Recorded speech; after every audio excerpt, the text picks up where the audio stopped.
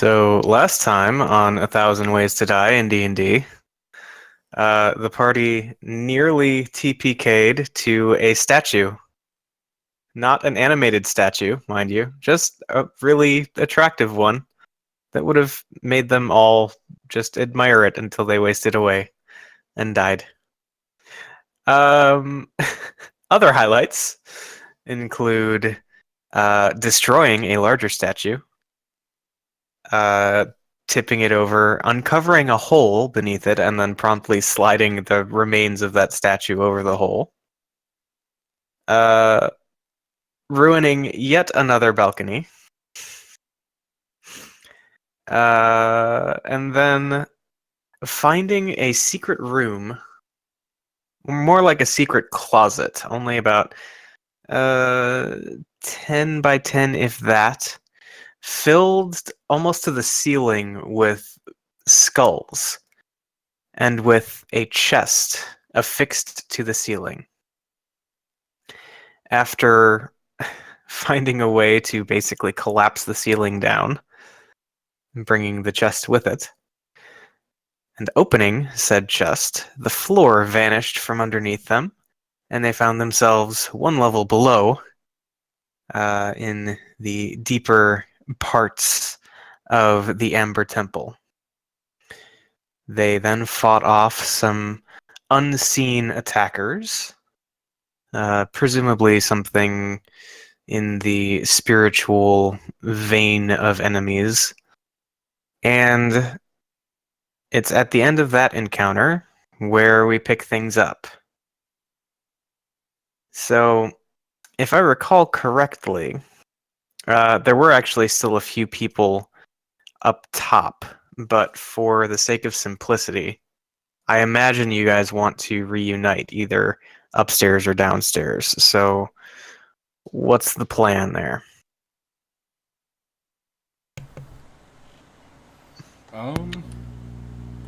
Who all was up top still? I think just Greg. Yeah, I think Greg and a couple NPCs might. I think one. I think Muriel's still up there. Nope, she came down with us. Oh, did she? Okay. Yep. I will take your word on that.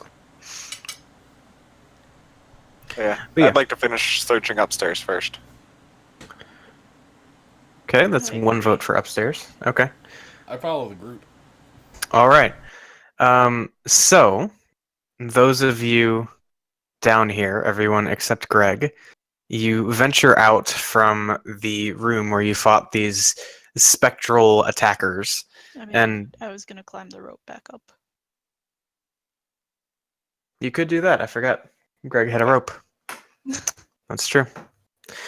Cool. Is that what everybody wants to do? Yeah, before I leave the room, I want to look and see if there's anything in it worth using or keeping.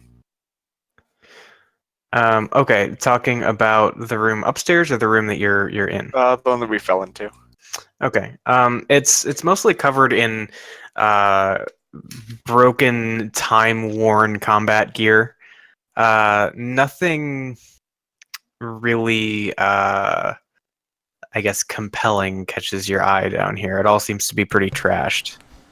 Is there a cool looking Viking helmet? I think you could probably find something like that, but it's like all rusted out, and it's rusty to the point where like you pick it up and you just get that like kind of creepy crawly feeling, like, oh, this isn't right. I'm going to prestidigitation. Can I clean it up or no? Or is it beyond cleaning? I think you could at least take off a good bit of the surface level stuff. It's definitely not pristine by any means, but yeah. Looks metal as fuck. Yeah. I mean, you definitely lost a bunch of metal that just rusted off of it. Yeah. Alright, that's fine. I'll throw it on my head and then climb the rope. Okay. Cool. So then I'm going to reunite everybody upstairs. Do you want a strength check for me since I'm fucking weak as shit?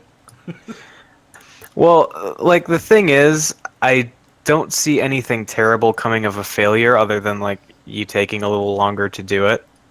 So, you know, You could always go last and we just tie you to the Yeah, rope. worst Yeah, case, let's yeah, do you that. get pulled up the rope. I vote for Okay. that. So upper level it is. You guys are back there.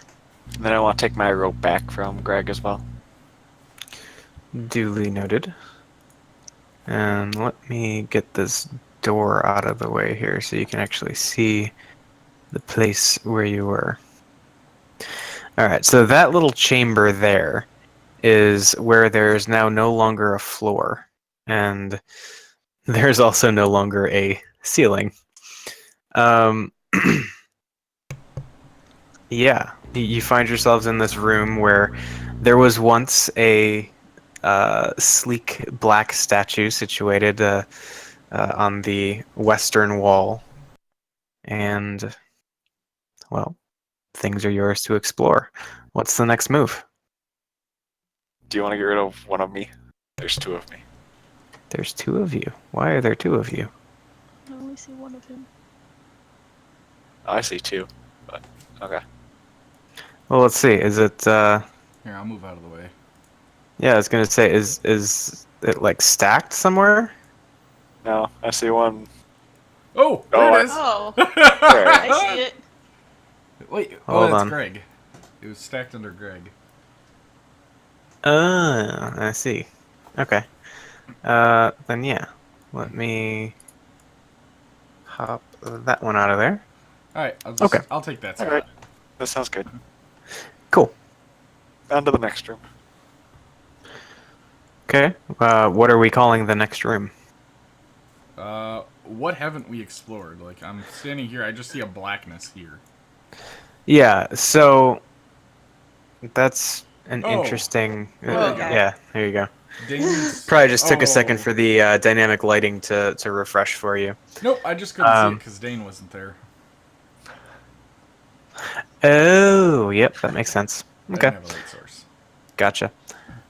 So, Why couldn't I have seen it? 'Cause I um, couldn't see it either. that's a good question. You are probably not treated as a light source. I mean, Yoan should be, but let me double check that. Yeah. My sparking personality shines bright around me. Yes, that must be it. Or, you know, you have dark vision. But... Oh, yeah, your stuff got reset somehow, and you are in fact not able to see stuff. So your dark vision is what, 60 feet? Mm-hmm. And it's 30-30, right? It's normal. Yeah, so like halfway out, it turns to dim. Uh, it is what it is. I know how it works. Yeah. I don't need to say that shit. So that should be better for you. Okay. I do Um, not know because Dane is there now. yeah, because now there's just the blinding light of the sun sword everywhere. But yeah, so the little chamber to the north is now without a floor and a ceiling, and you've slid the one wall out to even reveal it. You entered through the doors to the south, which lead out to the balcony that is now even more derelict than it was when you first arrived. And then there is this set of double doors on the east wall closest to Rom that no one has explored yet. I'll point in the direction of the doors and back up and say, there you go, guys. Somebody go get it. Fine. I'll go carefully open the doors and peek through. I'm going to hide Okay. behind Greg. Okay. Just for the sake of it, I'll be here. Follow Alright. So you crack the door, take a peek in there, and let me get this thing out of the way. Here we go. You see a narrow room that has an arrow slit in the center of the south wall, facing into the chamber where the large statue was. Okay. I was trying to figure out what grotesque thing that was. I'll walk in there and look around and see if there's anything. Okay. Yeah, you take a quick look around. Ceiling here is like 10 feet high.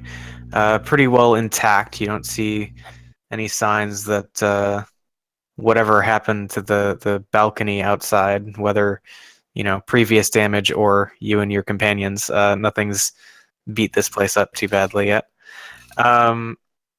Yeah, the arrow slit looks down, kind of toward the temple floor, so it's on a bit of an angle, so as to perhaps take out uh, targets on the lower level when in use. Just beneath where the arm of the statue would have been, had it not now been toppled over. Beyond that, the room is completely empty.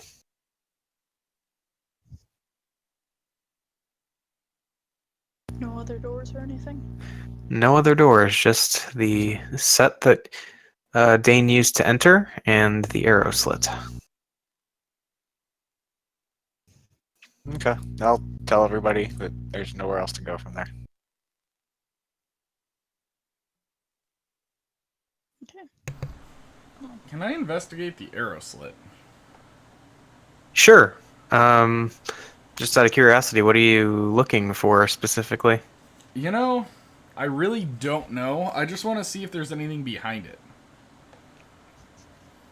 Behind, like, what Like, do you is mean it- behind it? Because you can see it opens up to like this large chamber where the statue was that was like firing stuff at you from its head. Oh, so we can actually see through it. Yeah, Okay. yeah.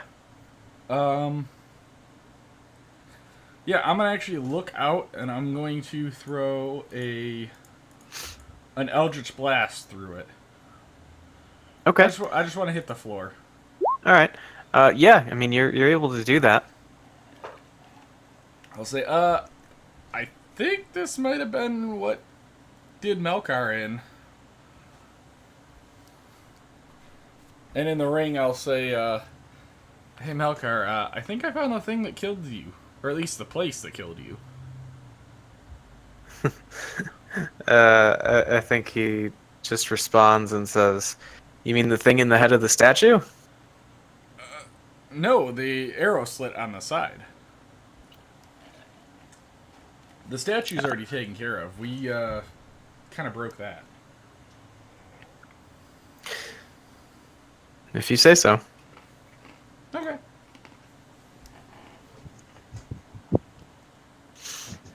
And I'll just walk out and join the group again. Okay. And so you are back in the room that previously housed the small statue.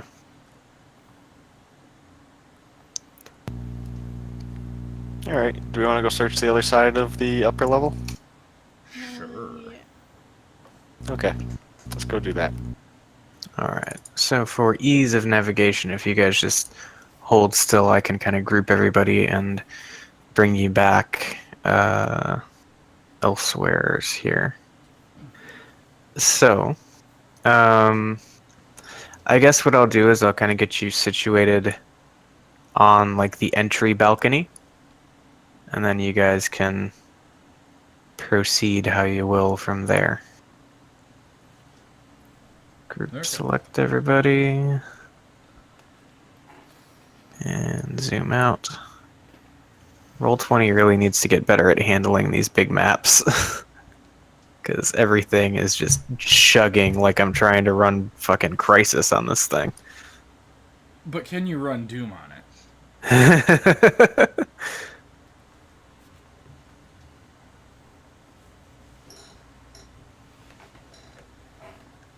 All right.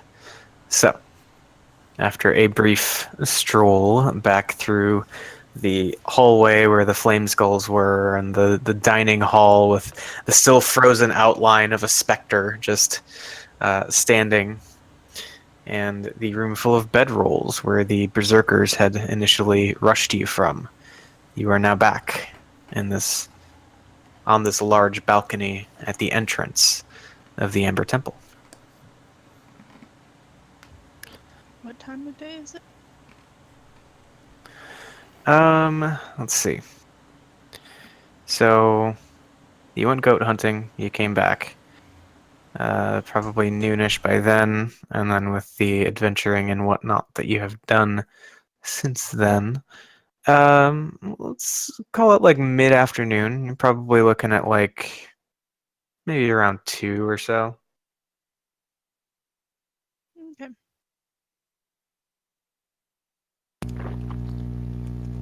How about we go through the other set of double doors? Yeah. Okay.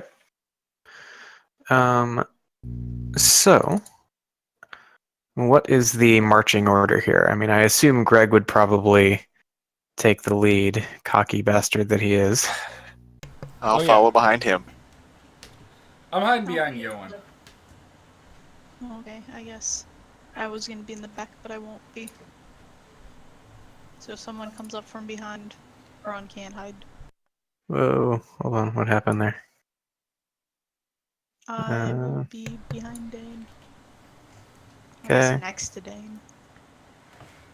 Next, okay, well, you can move from there then. Um, yeah, you guys do whatever you're gonna do, and I think, Okay. yeah, I think Muriel and Rictavia bring up the rear, with Esmeralda getting closer to the middle so as to be able to kind of fight on both fronts. So, get her like there, something like this. Okay. So, venturing forward then. You see that the double doors on this eastern side of the entry chamber are still hanging slightly ajar. And you can see a little bit into the room beyond. It is still dark, but the light from the sun sword and the dark vision of most of you is able to at least illuminate a bit of the room. It looks to be mostly featureless, except I think those of you near the front of the group can probably make out a rough-edged, if you had to guess, probably about 10-foot diameter circular hole in the floor. And beyond that, you can see some empty torch sconces along the walls. But beyond that, there is nothing all that special about at least the part of the room that you are seeing thus far. So what's the plan then? Kind of just move up as a group, sort of phalanx style, just ease your way in and see what happens? Sounds good. Okay. Yeah. All right. So then I can kind of group select here, move you guys up a bit. All right. So you reach the door. You can see inside a little more clearly. Everyone in the party now can at least make out the part of the room that is exposed just beyond the open doors. And then as you make your way in, and I move everybody again here. Yeah, you enter and see there are 2 other means of exit from this room. One, another set of amber double doors to the north that also hangs slightly ajar. And another, a more traditional single door to your southwest as you walk in. I want to go open the single door. Okay. And so you go and do that. I'm gonna be opposite him. Opposite how? Oh, Like where I am. Okay. Just opposite side of the hallway, so I'm as far away from the door as I can, but still see him. Okay. So yeah, you pull the door open take a peek inside, and I think the first thing you see is that the ground is just littered with shattered bits of wood. I'm kind of looking around. That's the majority of what you see. It's this 20-foot square room, 10-foot or 10-foot high ceiling. And looking at the bits of broken wood all about here, it looks like the shattered, splintered remains of uh, bunks. Like maybe this was a barracks kind of setup at one point.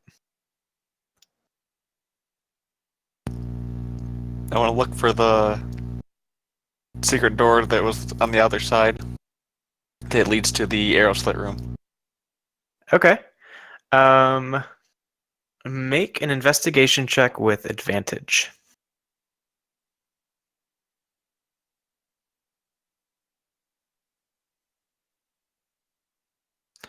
Yeah, and easy enough. Just like on the other side, exactly mirroring the setup there. You find a secret door. And as we pull that off, you peek into the next room.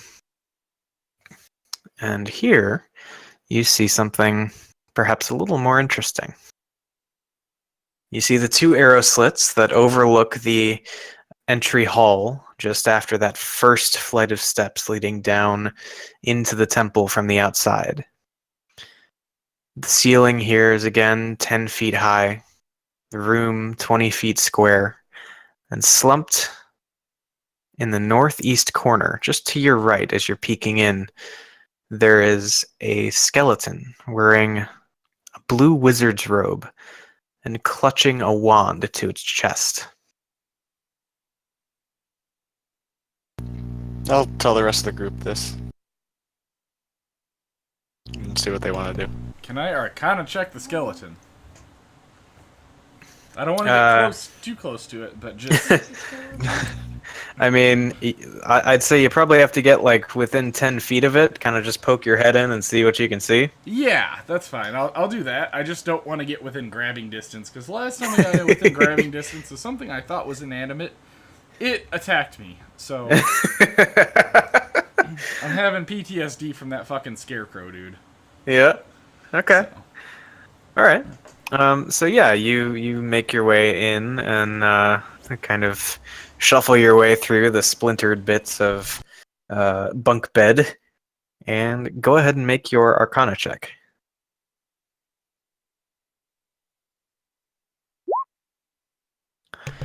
All right. Definitely seems outfitted in such a way as to suggest this was a wizard.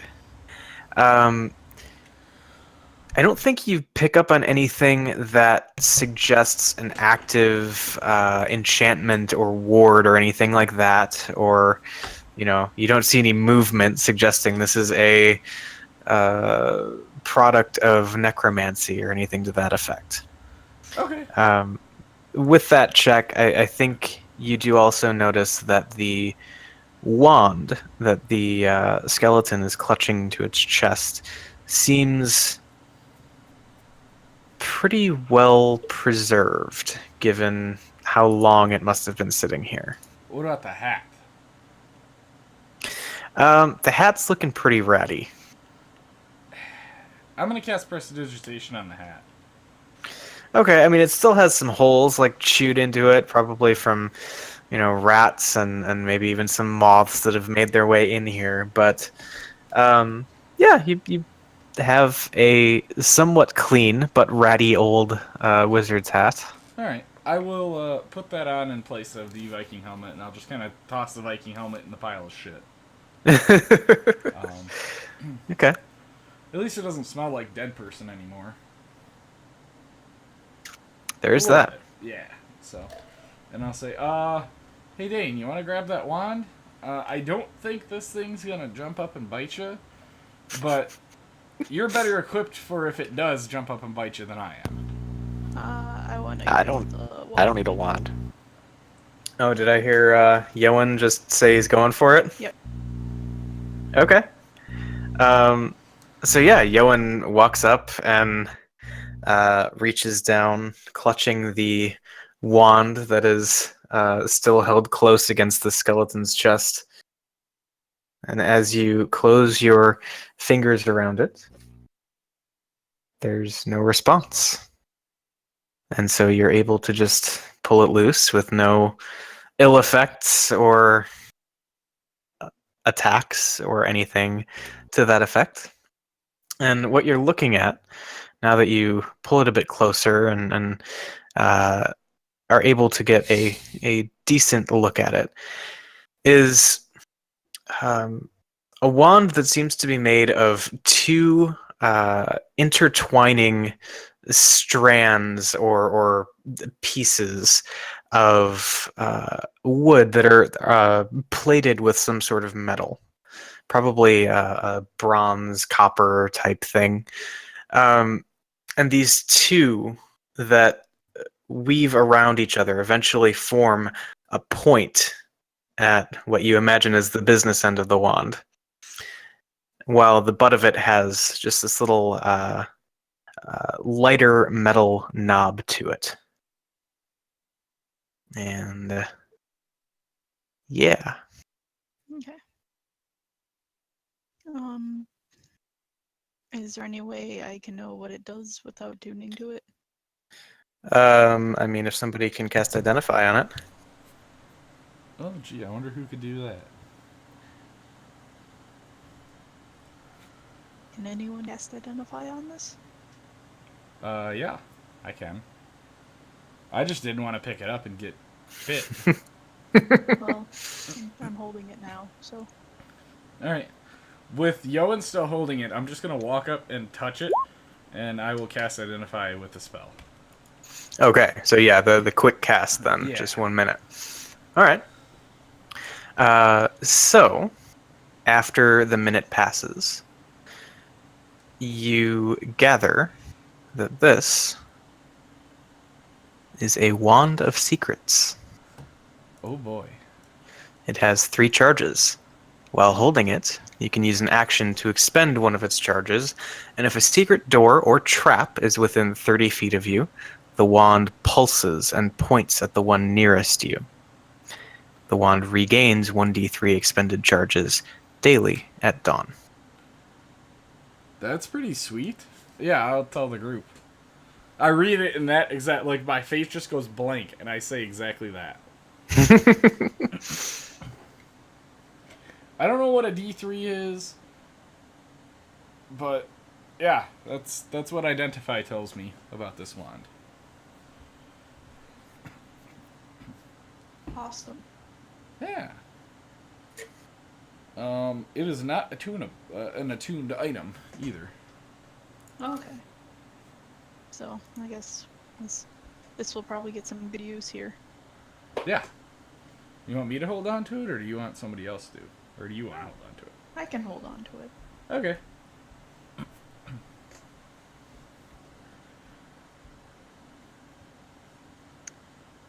Well, shall we go through those other double doors then? Sure.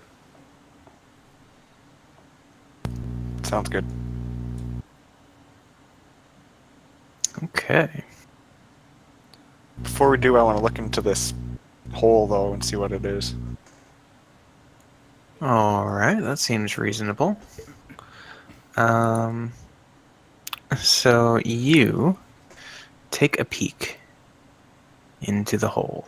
Ooh, there we go. I'm just peeking over his shoulder. He's short. All right. And all right. You kind of gaze down there and you let's see.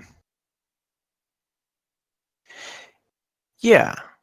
So you at least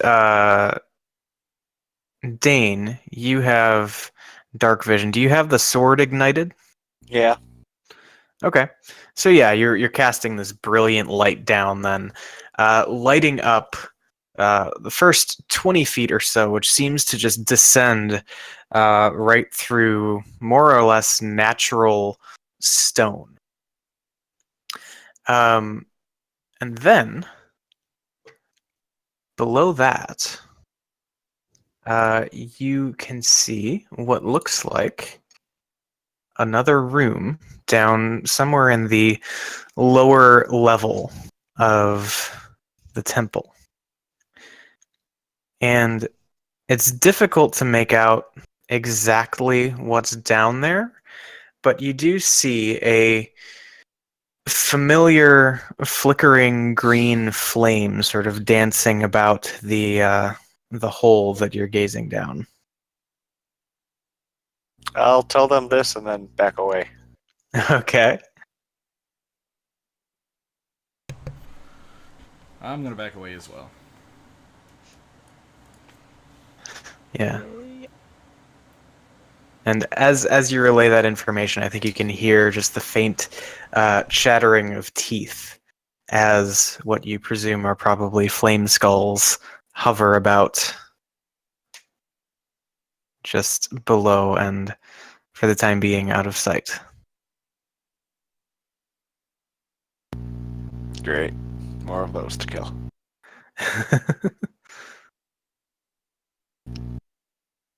Alright, you wanna keep going?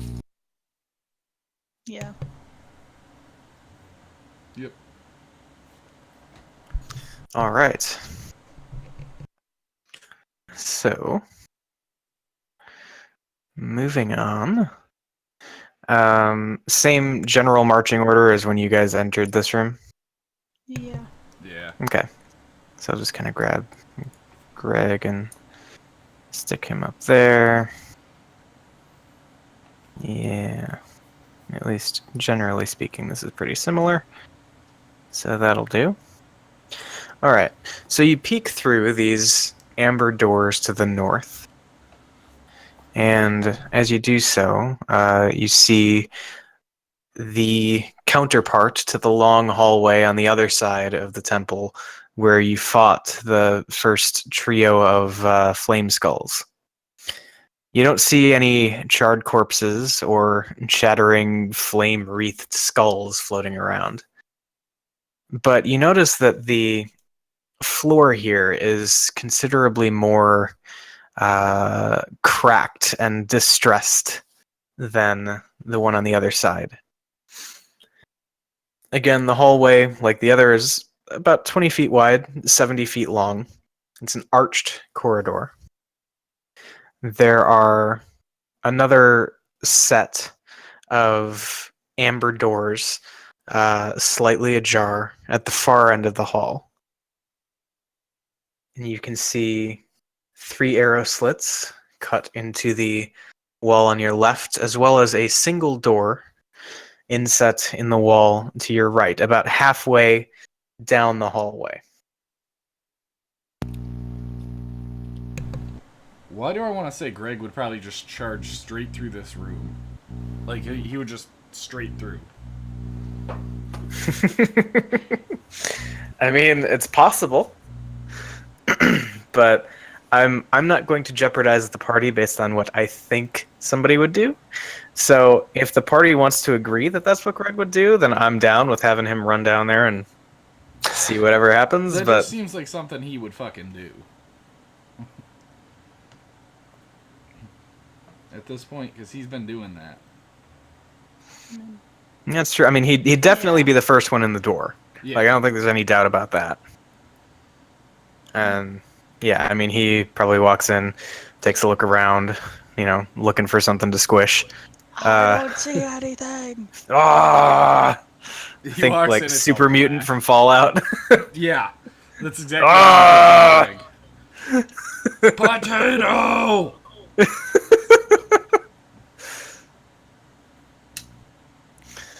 But yeah, he looks around and doesn't see any immediately available squishing targets. And in the interest of not Jaegering the party into, something that maybe he would do, maybe he wouldn't do. What would you guys like to do here? I want to slap Greg on the ass and send him running down the end of the hallway. I'd prefer we don't do that Alright, fine. and approach the single door. Alright. I will follow very, very carefully behind Dane. Yeah, looking how the floor looks, I'd prefer not to make a whole bunch of noise up here. Yeah, he'd be That's fine. probably fair. All right. So yeah, you make your way down the hall, and Greg reaches the door here. And see, I think this is something Greg would do, where he reaches the door, kind of looks back for just a second, and like just shoves it open. Yep. Yeah. Okay. And yeah, I think he. Well, let me move the door here, just so you guys can see. What's it see? All right. For the interest of seeing what's going on. Yeah. All right. So Greg strolls right in, and let me do something real quick. I'm gonna roll to see how many fireballs hit Greg. The I do answer need to is look at 7. something, but Yeah, it's not immediately fireball related. Um, Unless we start screaming or yelling or trying to kill something, I want to follow him in. Okay. Hmm. All right. I'll follow Dane in. So I'll let I everybody think else go. as Greg shoves the door open and strolls into the room, you immediately hear him say, "Hey, who's there?" And he begins kind of circumnavigating the rows of seats here, walking down these steps to take a look at something he saw down here. And in doing so, he manages to flush out a pair of entities.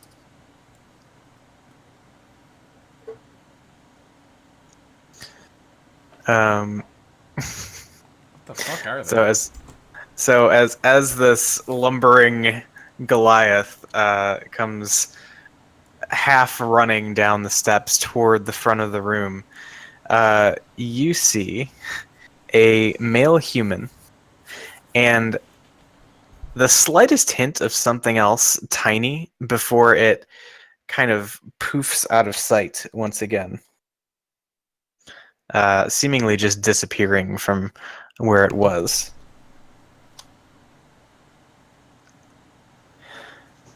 I couldn't tell. Was it casting a spell? You cut out there. What was that? Oh, I said, was it casting a spell? No, it was not. Okay, because my Roll20 itself is just lagging, because my everything is lagging. Yeah, I mean, Roll20 is just doing that because of the massive map that we're working with here, I think. And, like, all the different dynamic lighting assets and all of the shit on here. Gotcha. Okay, I was just going to counterspell it if it was a spell. Yeah, it was not, in fact, a spell. All But Greg manages to flush out a male human clad in scorched robes, his unkempt hair half burned away, and his face and arms covered with blisters. And he kind of like scoots on his butt away from Greg toward a what looks like a lectern kind of setup. And as he sort of hits that with his back and finds himself out of room to flee, he kind of instinctively holds his arms up and says, I'm not here to hurt you. I'm not here to hurt you. Just leave me alone. I'm not going to be hurting anybody. And he sort of like gestures down to his scorched arms and face, and it's an ugly sight. Who's to Why say are we're you not here here? to hurt you? Ron What says did you that. say, Becca? Why are you here? I'm trapped here. I got attacked by creatures out there. I'm sure you've seen the flames that they throw around, and my teacher wasn't as lucky as I was. He's lying dead somewhere on the other side of the. Never mind. All I know is I'm alive for now, and I just want to get the hells out of here.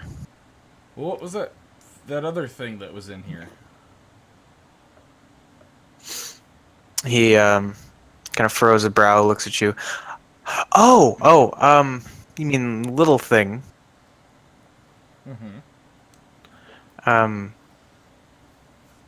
well, I suppose in the interest of transparency, and he like snaps a finger, and you watch as this creature comes back into view.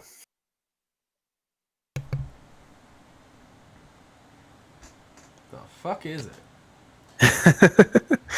um, so you take a peek at it, and you see it's a small horned creature with long, pointy ears, almost as long as the horns themselves. It's got sharp little teeth, and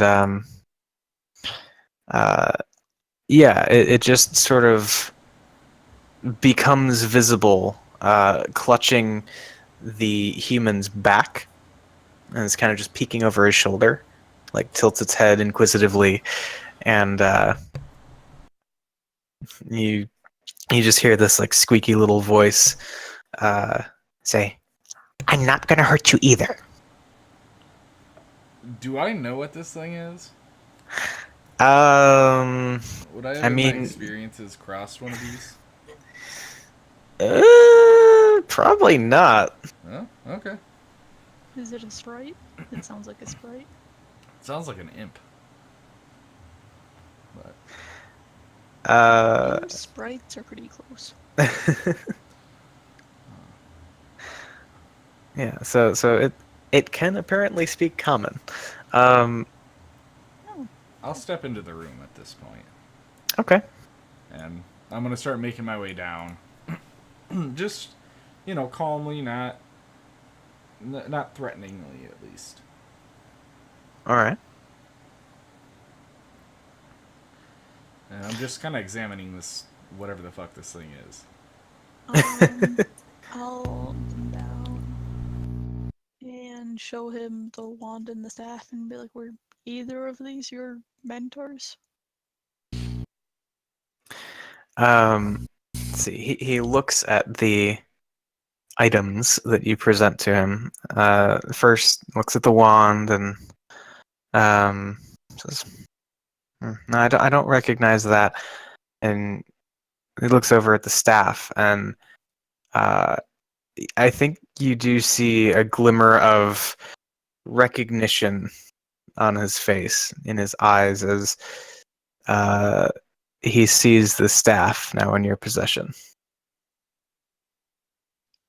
And he says, "So, I was right. Jakarian didn't make it out."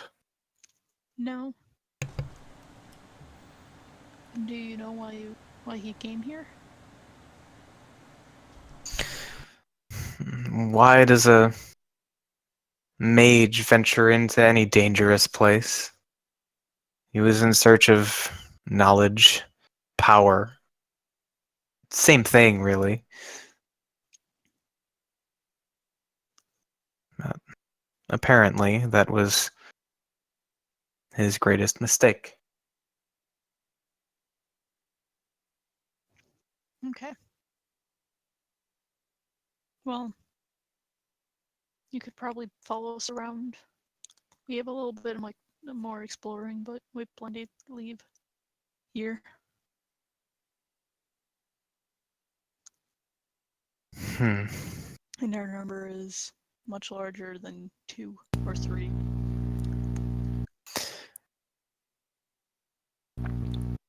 Well, I I seem to have found a somewhat safe place here. If you find yourselves still alive and intact when you decide to take your leave, perhaps you could come by and let me know, so maybe I might just travel out with you. I have no interest in delving deeper into this cursed place. What about your I little just want to friend? get out safely. What'd you say? What about your little friend there? He could be mighty useful. Uh, and I think at that point the little horned creature just says, "Take a hint, buddy." Ah, feisty little one, eh? Well, Just sort of scowls at you with his little like toothpick-looking teeth. I'll just say, well, as far as I see, the way is clear to get out of here. We took the statue out. There's nothing throwing fireballs out. And to accentuate the point, I will walk out and stand here, and I'll say, stand in the doorway and just say, see, I'm not getting hit by anything in this hallway, and And as you say that, It's Okay. one shot by a fireball. you hear a loud thumping sound from the end of the hallway opposite where you entered this hall. My hands go to my head immediately. yeah. While I meet somewhere in the middle and be like, we haven't cleared that part yet. You hear There. and you hear the scraping of the amber doors grinding away at something perhaps stuck as they are pulled further open to reveal a large humanoid shape seemingly made of amber staring down the hall directly at Ron. I want to yell at Ron to get back in here. Yeah, I'm gonna just, as soon as I can select my character. Whoop, there we go. I'm gonna just walk back in. And I'm gonna say, you know what? Maybe you were right. And I'm gonna actually go down and, like, hunker near him. So wherever he is, I'm, like, kind of standing by him. Okay. And yeah, you hear this thing come barreling down the hall. I want to close the door. Okay, you do that. And Step back a little bit. okay. So just go ahead and stick that door back there, at least somewhat. And yeah, you hear the thudding of the thing's footsteps as it slows down to a full stop in front of the door.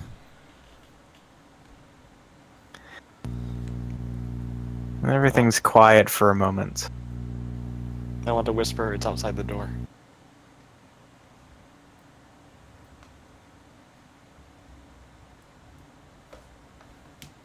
Silence.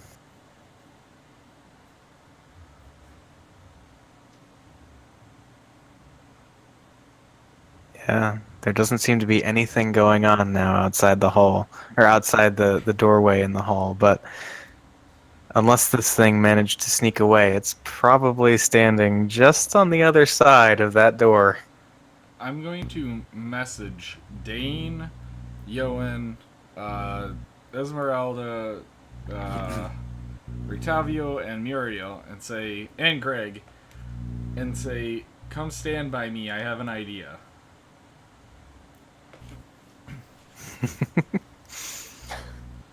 Okay. I know it takes some, that'll take a hot minute, but I will whisper to all of them. All right. I think Greg is probably up on one of these benches with his weapon out. Big smile on his face, like just waiting for open one way or the other. The rest of the group, at least the NPCs here, are pretty amenable to the whole having a plan and not just charging blindly into a fight with this thing. I'll go stand by Greg, but listen to what Ron has to say. Well, I'll say I need you guys here next to me. As long as you do it, I don't care about Greg. Like, he can be outside. I guess I'll walk over to Ron. All right. Well, as All long right, as nothing I'm going to make a wisdom save for Greg because I don't want to just willfully fuck over this character, but at the same time, I think it's reasonable for him to maybe just go all bloodlusty and stuff and not listen to reason. Okay. So, No, he's probably good. yeah, no, he's good. He manages to see the tactical advantage in maybe killing it a little bit later or in a little different way, but yeah. And he steps down off of the long bench seat and walks over to Ron. Well, when everybody's nearby, I'm casting my tiny hut with the spell slot. Okay. And I am going to look over to this new guy and say, there, as long as you don't leave this area, nothing else can get in other than those of us you see here. And I look to Greg and I say, all right, go have fun. You guys can always run back here if you need to take a rest. And I'm actually going to just kick back and lay back. I'm going to start a long rest. Because, fuck it. I'm not going to be of any use against this thing anyway. So I'll at least give you guys some shelter. Alright, Greg, let's go. Alright, and yeah, he hefts the great axe again and like just kind of gives you a nod with that like crazy wide-eyed smile on his face. Yes. And yeah, he just goes like bounding up, like, you know, like kids back in high school and they just like skip a whole row of bleachers just hopping up to the top. Mm-hmm. That's Greg right now. I'll look over And I was just gonna say, I'll look over at the sorcerer and say, you're not the only one who can sling some spells. And I'll wiggle my fingers at him. no. He kind of shrugs and he's just looking really concerned about the whole giant fucking thing behind the door issue at the moment. I think Esmeralda heads back up. Muriel's gonna go. Are these pews movable or no? No, I think they're like affixed to the like the stone kind of stair steps that this thing is set up as. Yeah, what's Yoan doing, by the way? Yoan will help fight, but he'll stand here. Could I have like done it here instead? Just one more step over so that I have at least part of the pews here in my bubble? Sure. Yeah, I mean, I'm not gonna Alright, I'm laying down nitpick on that a pew. too much. Okay. Just chilling. Okay. Cool. So yeah, and I think Rictavio is going to come over here because he's been learning more and more recently that like with this big stuff, if it's not like a monster that's vulnerable to like his silver or his holy magic, there's not a whole lot he can really do. Yep. So, yeah, he's gonna chill with Ron, and then Greg, after bounding up over these rows of seats, going to grab the big metal door handle and fling it open. And soon it shall be that time. That time where we roll initiative. Holy fuck, that thing is huge.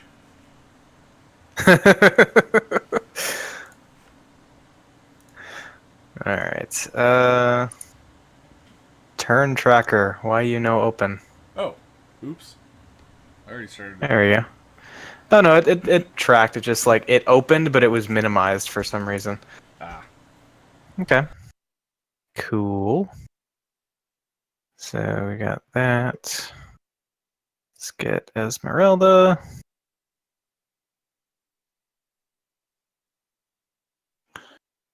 And Greg. For the sake of this. Why? Fuck. Oh. Oh, it didn't. Why didn't it track his dex? Yeah, that's interesting. Alright. What were you saying though? For the sake of this, my bubble is as see-through as I can get it. I think I Okay. can make it transparent anyway, from our end. Yeah, that's right. You can see. Yeah, you can make it basically entirely transparent from the inside. Yeah. Okay, yeah, it is entirely transparent, so Rictavio and I can see. Okay. Get Muriel here. Why you take so long to open? Cause it hates you. There's just a lot of shit going on. I mean, yeah, there is. Oh, Yoan. Sorry. Don't be sorry, you're the one who's gonna get shit stomped. Oh, well, you see, you're in the party with me, so Everybody gets shit stomped. I'm in a yeah. bubble. I'm safe for 8 hours. Does this thing look like it can fit through the... It probably can't. I mean, it would have to squeeze, and it would have to have somewhere to step to, which I think would be the real wrinkle here. That's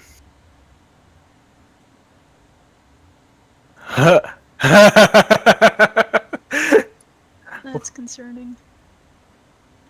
You guys will have plenty of time to act. Oh, Jesus. How? How does it roll a 0? I mean, does it look really dexterous? It sounded dexterous. Hopefully it makes up for its dex and wisdom or something. All right, I think so it's strength. Yeah. so yeah, Greg pulls the door open, and then I mean, I think the thing knows you're in there, and you know it's out there, so nobody gets a surprise round. So we'll just hop right into initiative. So your new friend back by the lectern is not doing anything besides just sort of nervously peeking up, and yeah, I mean, if you guys wanted to get a closer look, you just see that like peeking up over the over the top of the lectern. I'll just yell out, "You can come join us. You're safe. That thing can't get in." He looks pretty comfy where he is. So then next up is Ron. What are you doing? Pulling out some black grass and starting to roll a black grass joint. Nothing else I Okay. can really do. Alrighty then. Being responsible. Yep. Mm-hmm. Yeah, I think we see Rictavio sort of look over as Ron is rolling his joint and sort of like roll his eyes. But yeah, he pulls out his sword cane, just to have it at the ready. The silvered sword part of it now visible and gleaming in the light that you now notice seems to just kind of be emanating from points in the room. It's like this room has some sort of permanent lighting enchantment on it, perhaps. Yeah, and that's it for Octavio. So then we go to Esmeralda, who, let's see, I think she is going to try. Let's see what she's got left. Actually, that's the first thing. I don't think she burned any invisibility stuff today, so that's an option.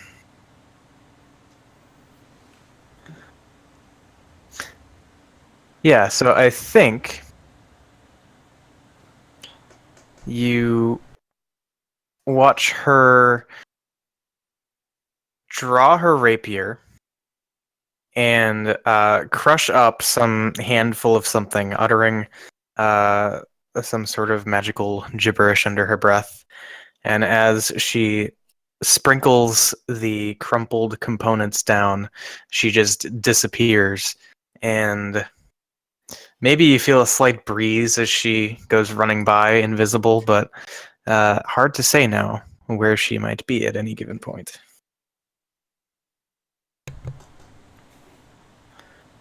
All right. Brings us to Greg, and I think we all know what Greg is going to do. He's gonna go invisible as well. How fucking terrifying would that be? That would be incredibly terrifying. Just hear boof, boof, boof, boof, boof, boof. Oh, You just see Greg like and disappear. Oh, Jesus. No, Be like the demon from Paranormal Activity. So for starters, I think Greg would like to rage. And mark that down. And then he is going to do some attacking. Yeah?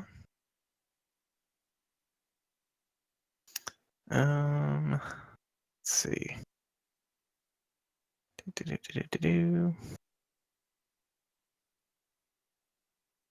can't remember. Does he get 2 attacks? Yeah. I feel like yeah. Yes. It's with his rage, he gets a second attack.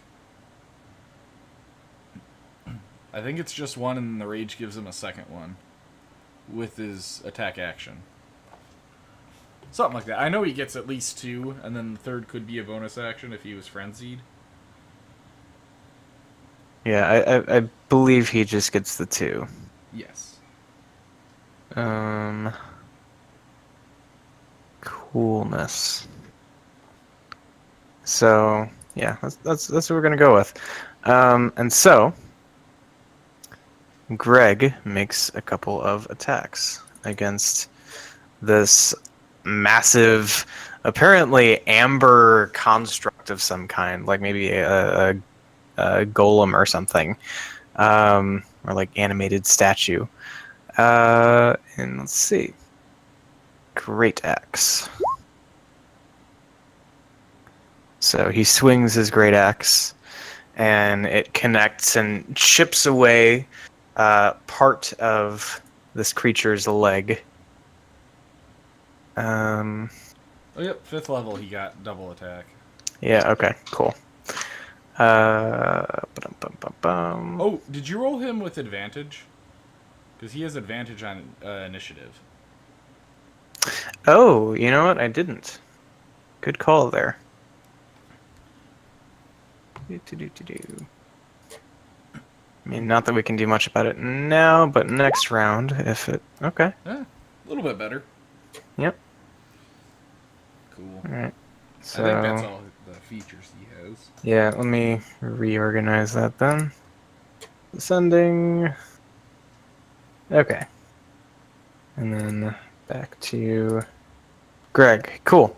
So he swings, and actually, you hear a scraping sound, and it doesn't seem to do any damage.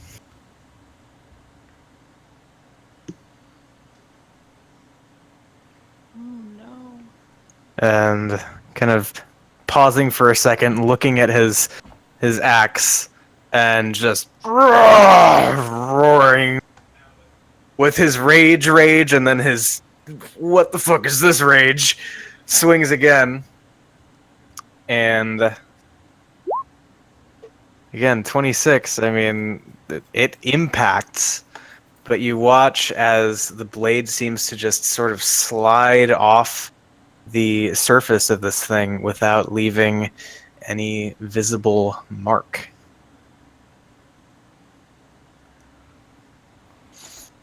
And I suppose that'll be it for Greg's turn. So, what the hell happened here? Because you went from 8 to 14, so he skipped. Oh the yeah, round. okay. Ba-dum-bum-bum-bum. So it should just be So- done. Yep, Dane. Cool. All right, what's Dane doing? I'll step forward and Yep. tell Greg that I don't think his axe is gonna work. You're a little quiet, Dane. Yeah, we're getting more buzz and less voice than sorry. usual.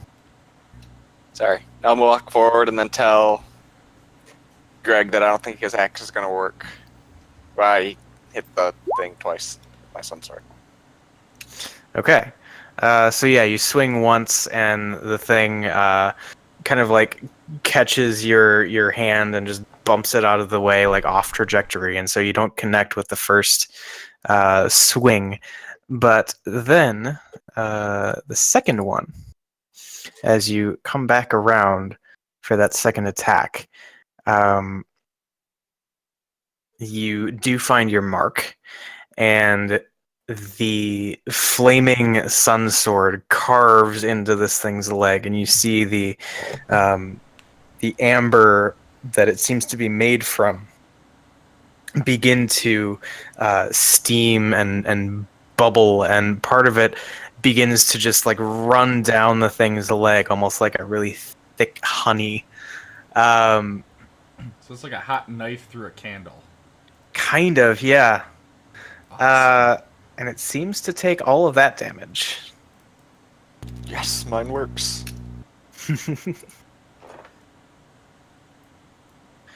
All right.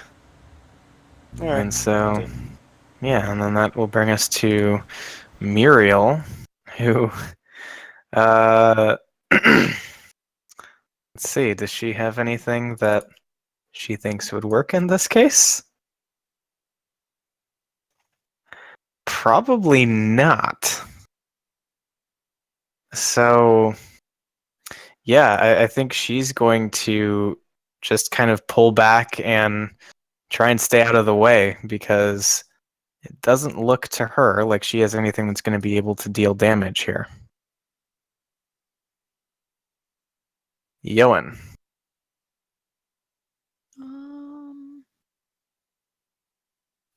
I am going to cast this on it. Well, damn. Yeah. Okay. So, let's see. Con save. Yeah.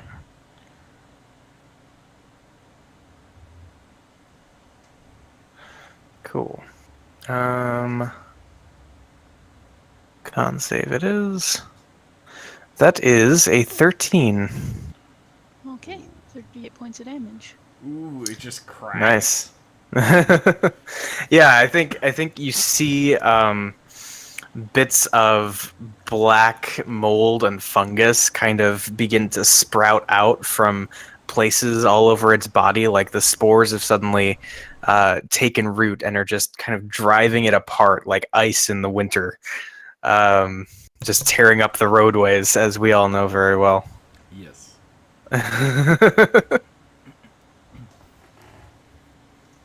Awesome. That'll be my turn. That was quite a turn. That was. All right, so now on initiative count 0. See what this thing's gonna throw at you. It just stands there. Yeah. Definitely. Okay. So it focuses its vision on. Let's see who it can actually see. All right. So it focuses then on Dane. And I need Dane to make a wisdom save. Dang it.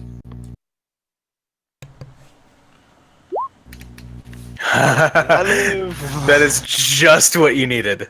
That was a DC 17 wisdom save. Oh god, this thing's Phew. an accomplished spellcaster.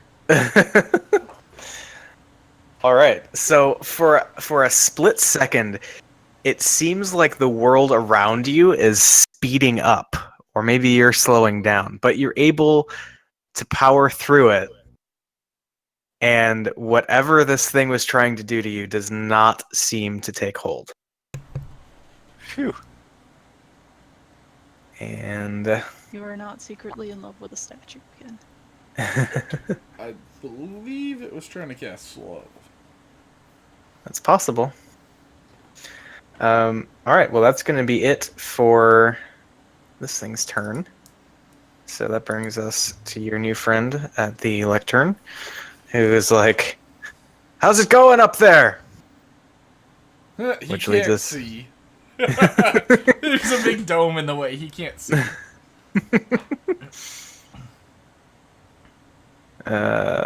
Yeah, so Ron, what are you doing? Just smoking? I'm actually gonna come to the edge of the... Climb over the rail to the edge of the bubble. Poke my head out and say, why don't you come in here and you can watch it from in here and sit here and chill. The thing can't hurt you in here, trust me. And I'll just go back over here, and then I'll sit down. And with my action, light it up and start...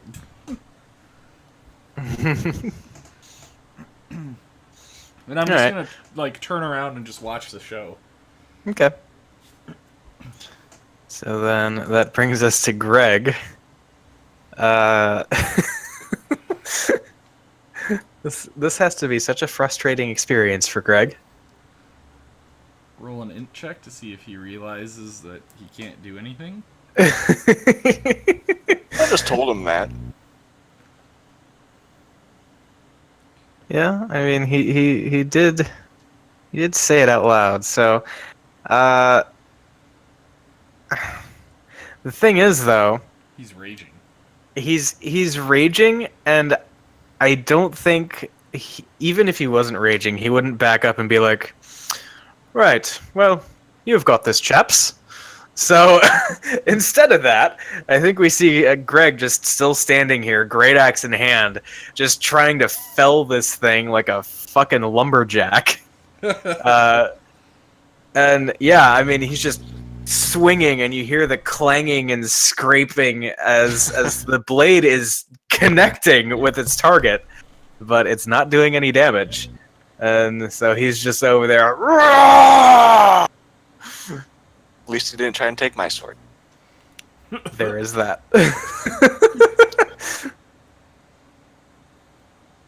All right. Let's see. Rictavio.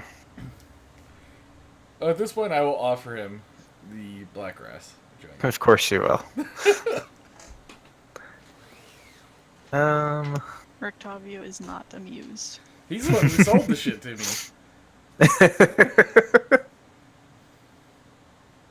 But there is a time and a place for things. Yeah, but neither one of us can do anything. We might as well just kick back and chill. But what if you suddenly can do something? Well, we're 10 feet from being able to do something. Yeah, I think he's just kind of nervously staring at the door, sword cane in hand, but not really thinking there's anything he can do. So he's just gonna hang back, kind of in relative safety for the time being. All right.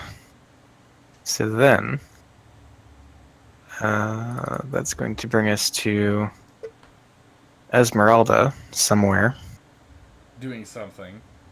doing something. Um. Ooh, this could be fun. Um. Let's see.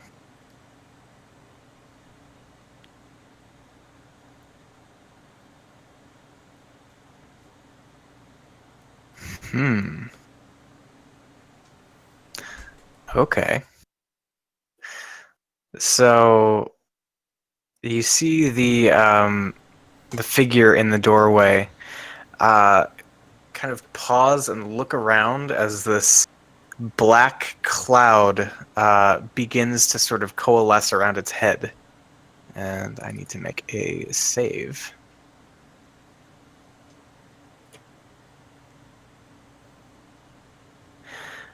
Okay. And this black cloud seems to fully form and almost encapsulate the thing. And then you hear the familiar voice of Esmeralda shout out to the group as a whole. I think I managed to take down one of its resistances. Greg, try your axe again. At this point, I lean over and I'll kind of nudge Rictavio and say, "Oh, this is the good part." And now we get back to Dane. I'll hit it with my sword. Okay, you do that. You do that once, cuts through again, like hot knife through a candle, dealing a pretty good chunk of damage. And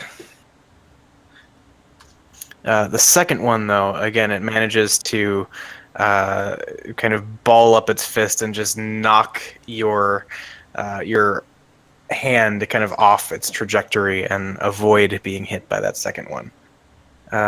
Anything else? Want to tell it that it wasn't very nice of it to cast that spell on me, and why doesn't it attack my friend instead? Okay. Brings us to Muriel, who's just hanging out.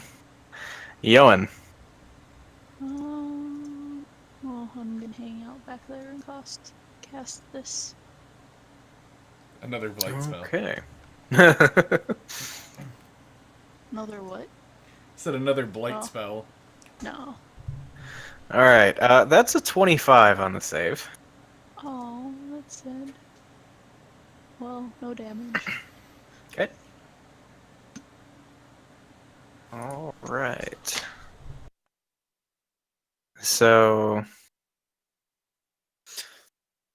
let's take a peek at something. Yeah. So it then is going to ball up its fist and swing not at Dane or Greg, but at the door frame itself. And let's see how that goes. It rolls a nat 1 and punches itself in the face.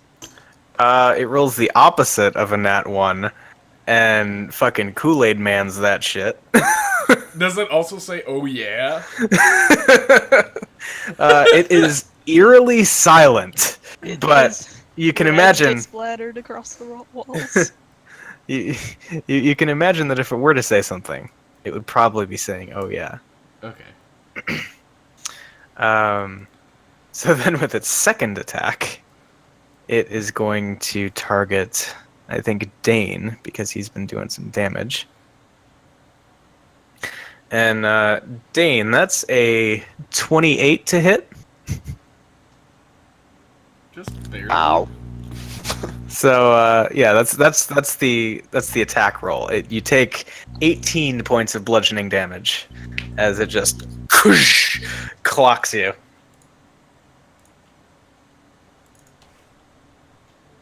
And I think that will be it for this thing's turn. Yeah, and I think you hear the scorched mage from the front of the chamber like, I'm good back here, thank you. Ron, what are you doing? Seeing as, am I able to like poke my head out of of this and like just do something or no? Oop. I mean, in game terms, like, sure, I think you can poke your head out, but you can't, like, hold your hand out there to cast a spell through it or anything like that. I mean, like, could I viciously mock it? Would you allow that? I mean, I think that's a magical effect, isn't it? Let me see. Um, I unleash a string of insults laced with subtle enchantments. It's... Yeah, so that would be magical. Oh, because it's purely vocal, so I don't actually have to stick my hand out. Right, but the same principle applies. I guess what I'm saying is you can't cast any magical things while you are within the dome. Like, you can't have your cake and eat it too, you know? Yeah, okay, no problem. I'll just poke my head out and say, well, anybody who doesn't want to get splattered by that thing, you might want to get in here.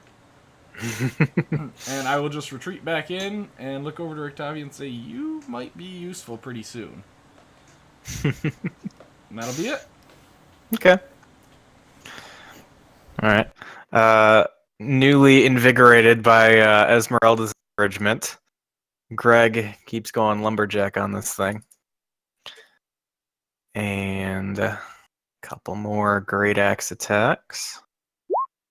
So it's a 15 on the first one, and so it misses. The thing is able to just kind of like slap the flat of the blade off to one side. Same for the second one, as maybe Greg's letting it get to his head a little bit. This whole not being able to do any damage thing. Yeah, I mean, I guess that's it for his turn. Rictavio, again, steels himself, preparing for whatever might happen. But there's not much he can do at the moment. Alright. So then back to the invisible Esmeralda. And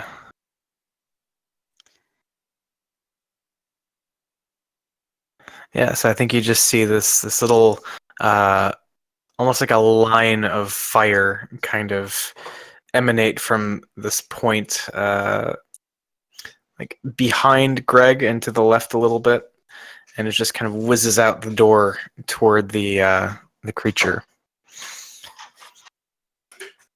and misses.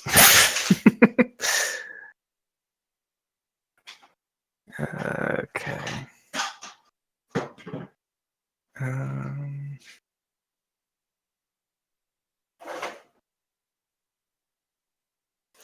So that's it for her. Dane, what are you doing? I'll hit him with my sword. You'll try to hit him with your sword. Again, it's just getting slapped out of the way. Maybe this thing is feeling a little more confident now that there's an it-sized hole in the wall rather than the people-sized doorway. Great. That's it. Okay. Muriel's hanging back. Not much she can do. Yoan. Okay, well, people seem to not be doing very well. So I'll just cast Blade again. Okay. It's less damage. It is. 3 nat ones.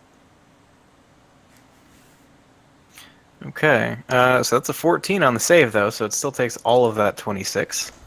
Good.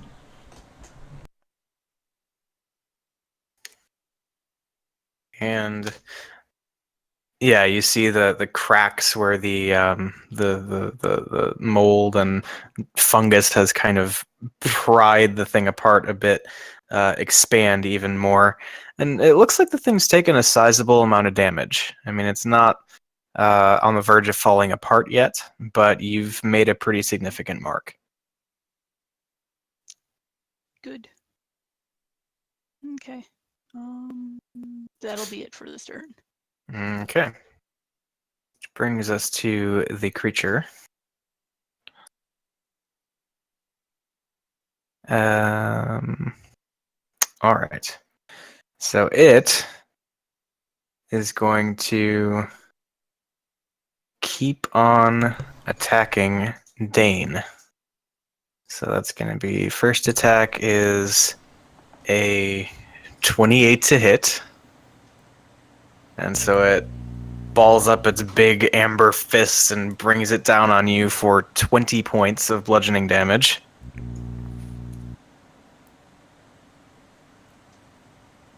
Wow. And as it's recoiling from that hit, you see another one come flying at you, and this is close. What's your AC? 16. Okay, it still hits because it's a 17. And so just as the one pulls back out of view, you get clobbered with the second one. This one for 23 points of bludgeoning damage.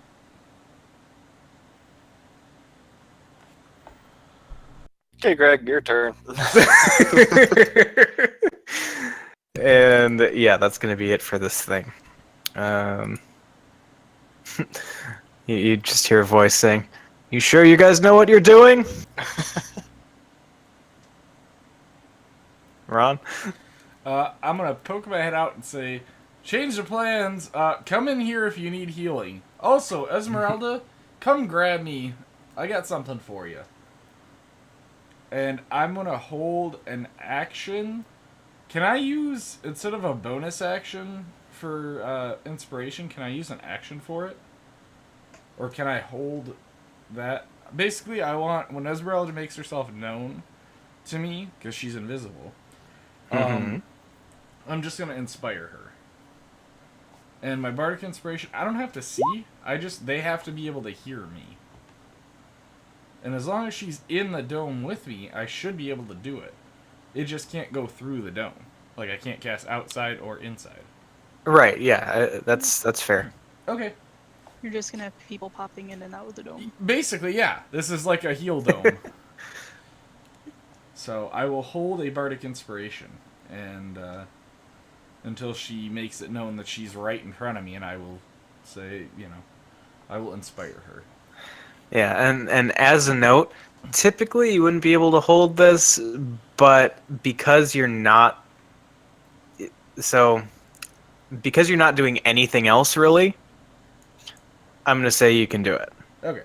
Rules is written, that's not how it works, but I'm cool with it because it's the only thing you're doing, and it's more of a time question than action economy or whatever. Yeah.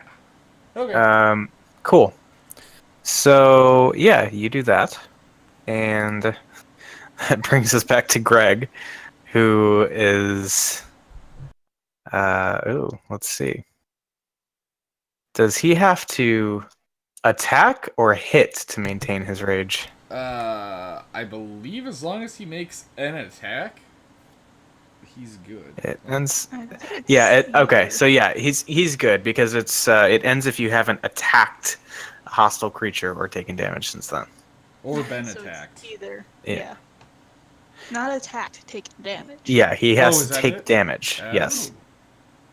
Yeah, that one is more nitpicky, but this one he can, as long as he keeps swinging, he can stay in a rage. Yes. Which makes sense. Yeah. Cool. So yeah, again, you just hear, keep swinging. 13 misses. An 11 misses. Is he getting a +2? Because he does get a +2 for rage. Is it to hit? I think it's just It's damage. damage. Is it? Oh, And it's yeah, it is, plus you're 3, it looks like, because he's got it separated out here. okay. Um, I mean, he rolled a natural 4 and a natural 2. I'm sorry. Oh, yeah. Oh, it happens. Yeah. See if he'll ever let you roll for him again. He could go reckless, He could. but you're not gonna kill him. Anyway. Yeah. He may have some Yeah, totem so. stuff too. I don't know about any of his totems. Yeah. Doing the best I can with what I got here. What is he? So I can. know I believe he's Totem of the Bear. Okay.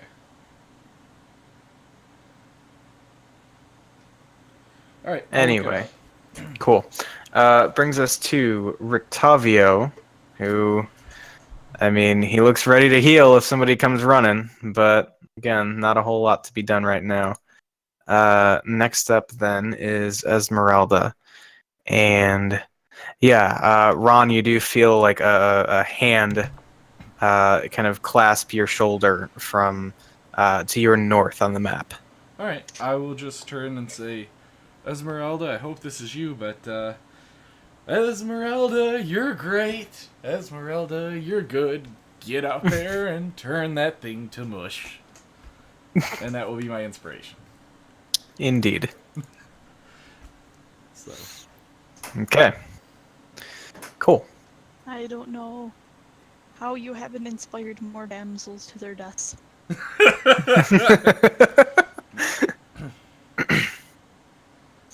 All right. And then we will return once again to Dane. What's I the shall plan? continue hitting it. All right. Going full on. Oh, shit. I'm Okay. mad at it now. All right. So, yeah, Dane's done fucking around, and he, with 2 quick slashes, again, just continues, like, compromising the structural integrity of this thing. Yeah, it's starting to look like it's not in such a great place.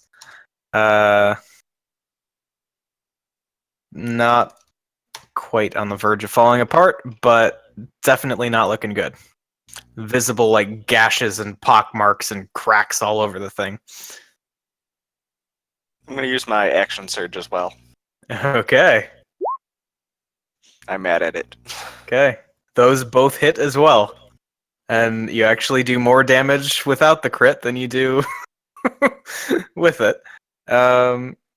Okay, so that's another 27 points of damage. And yeah, you just as Greg has been raging this whole time and just like flailing his great axe in the general direction of this thing, yet to do any damage. You see Dane, maybe a bit uncharacteristically, show a bit of that fiery rage that you see in Greg. And yeah, just chunks of amber now are just flying off and like bouncing off of these 2 frontline fighters as they take this thing on. And this thing in front of you is now most definitely looking like it's on its last legs. That's it. Okay. Yoan, because Muriel can't do shit.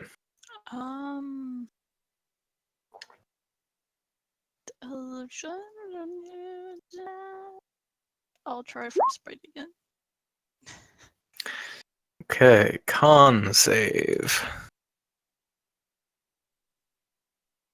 That is a 22. No damage. Okay. And I assume that's it? Yeah. Alright, which brings us to the creature. So it's like full on Rock'em Sock'em Robots right now. the thing and Dane are just trading blows, beating the living shit out of one another. Um, and with They just two get more, we'll see. With two more attacks against Dane. The first one misses with a 13. But the second one is a 26 to hit. And you take 15 points of bludgeoning damage. You may yet come out of this on top. Somebody else like to help me? Man, It's starting to hurt. you got this.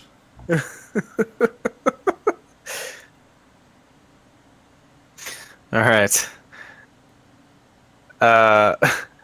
Yeah, this silence has now kind of fallen over the front of the chamber where your new acquaintance has just been kind of looking on, and he's just watching intently now as it looks like this fight's about to come to a close.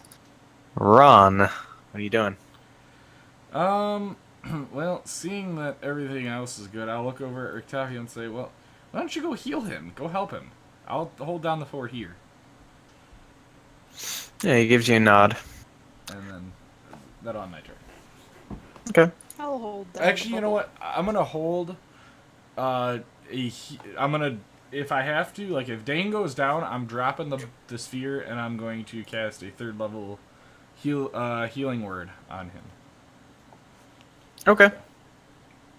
But if he doesn't drop, then everything's good. I'm just gonna wait. Cool. All right. Back to Greg, the flailing, raging barbarian who has yet to deal a single point of damage for all his efforts. All right. 2 more attacks with this great axe. If he can hit once, this fight is probably over. 17 just hits. And in his first effective blow of the battle, you watch as Greg swings the great axe overhead and just catches this construct squarely in the chest, embedding the axe like 8 to 10 inches into the thing's body. And you see these cracks begin to spider web out from the main like entry wound as the thing just crumbles in on itself and tumbles down, almost crushing the 2 frontliners, but just falling a bit short and kind of joining the pile of rubble that used to be the door frame. Good job, Greg. I think you just hear like this pissed off snort as he puts his axe, back on his back and just kind of trudges back into the room like, that was stupid.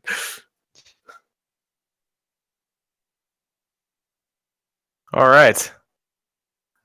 So that being taken care of, what's next? I'm kicking back and relaxing. Can I, investigate the remains? See if I can figure out, maybe who built it, how it was powered, anything like that. Yeah, go ahead and make, let's call that an Arcana check.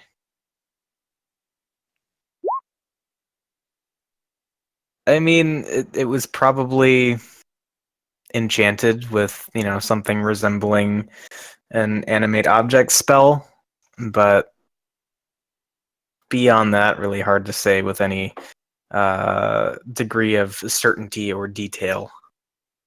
Okay. I'm gonna go take a nap I think you've earned it. Yeah, I'm just in the kicking back. in the bubble.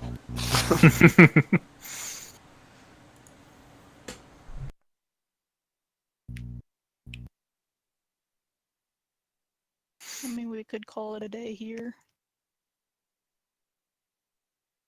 Yeah, just spend the rest of the day in there, rest up, and try and tackle the rest of the place upon waking up. Yeah. That way Sure. I get some reading time in. Yeah, I'm good with that. Sounds like a good idea to me to take a nap. Okay.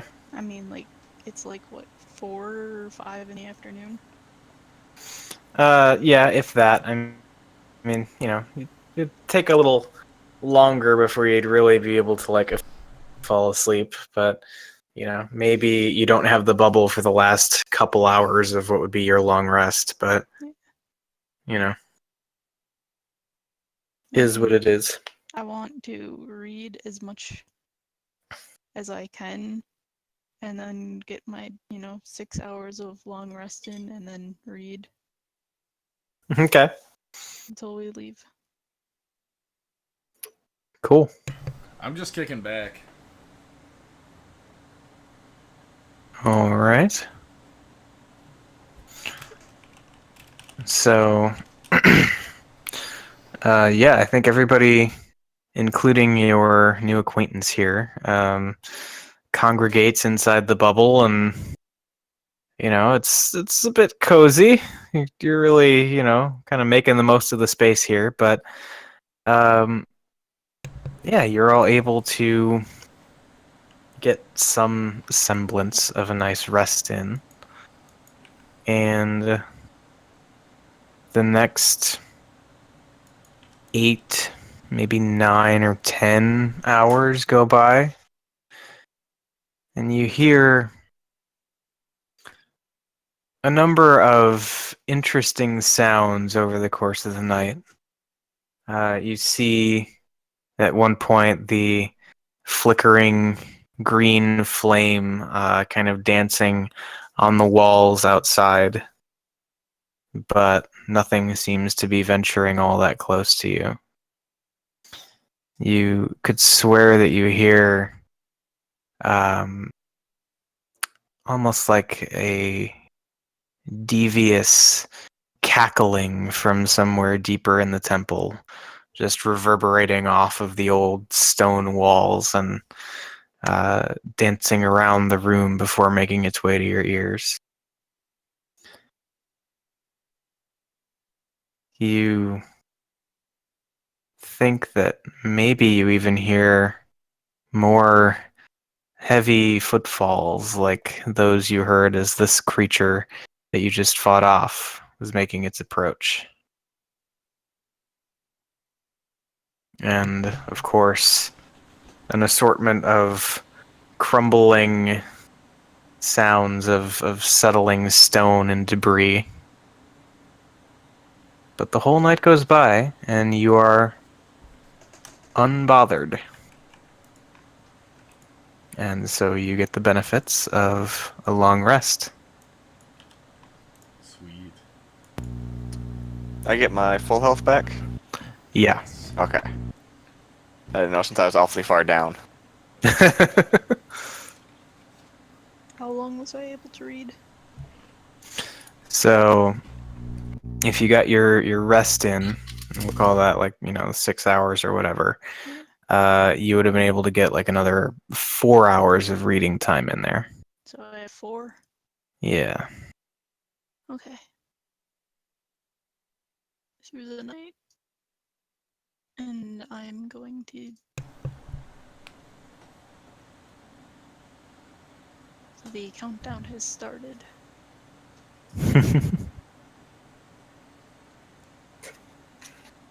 Okay, I'm gonna keep reading until someone tells me to stop. Okay. So, yeah, as you've all woken up and healed up in this room where you fought off the creature, what is the plan for the new day?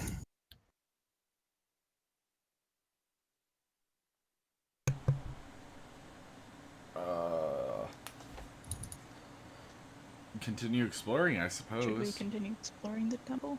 Yeah. Sounds good. We could walk this chucklehead out. And I gesture towards the new guy. He sort of squints at you like, what the fuck, man? Well, hey, you want to get out of here, right? Yeah, very much. I think you know why. Well, we took care of those things. I think.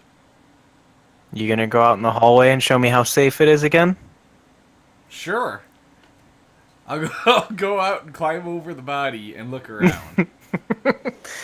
As you do that, I'm still reading.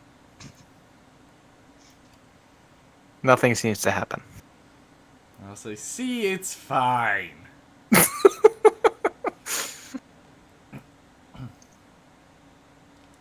And I'm going to crawl back over the body and kind of just stand up and lean against the wall. Right there. Okay. I guess I'll go out there. All right. So yeah, you make your way through the rubble of the door frame and the creature you fought off, and you are out in the hallway, currently unbothered by anything. All right. Oh, noisy. It's trying to turn off. Guys want to come out here and help, or Nah, you got it. What is even I got happening it. over there? You just hear this like dramatic ass music. What are you? Yeah. I was having some problems with my phone. I noticed. Right. Anyways, yeah, I will come out and follow Dane, but I will be engrossed in my book. So you're like a kid texting and walking, except instead of texting, you're just reading. Yeah. Okay. So I'll just go basically, follow I'm like Dane now. me. All So right. I'll chill farther back with Ron. I'm And distracted. so to clarify, are you quote unquote walking the chucklehead out, or are you going Sure. deeper into the temple first? Yeah, I'll walk him out. Okay. So yeah, you do that. Walk with him down the hallway and back to the entry hall, and yeah, he follows you and makes his way all the way up the stairs to that very last doorway before finding the cold outside in front of the temple, and he says, "You know, I was wondering, um, is there any way I could I get my mentor's staff back?"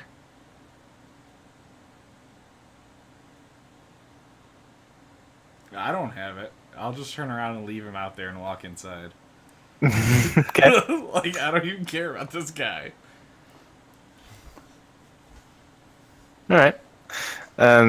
So you don't even say anything. You just like you say, "I don't have it," and turn around. Yeah, basically. It's All right. And I think as you're walking away, you just hear like this. He's like, "Hello, hey, what are you doing?" me? I'll turn around. Hang on. And I'll pull out, I'll like just raise my arm, and I've got a copper band around my arm. And I'll just kind of whisper into it. I'm going to message Joan and say, this guy wants his staff back.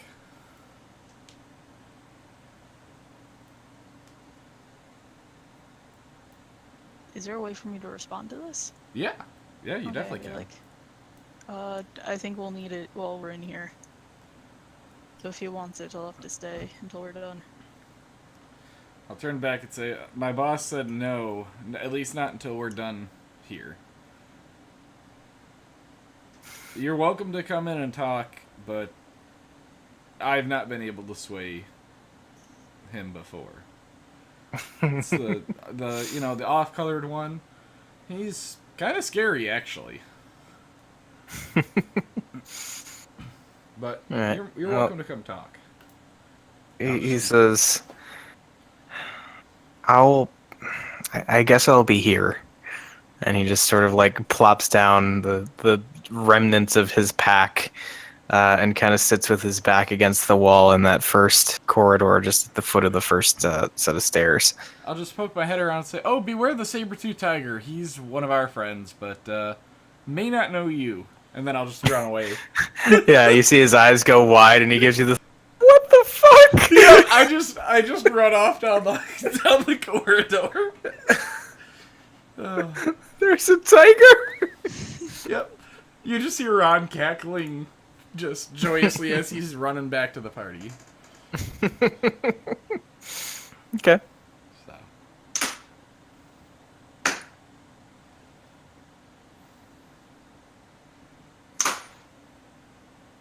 Did you get the thing? I did not.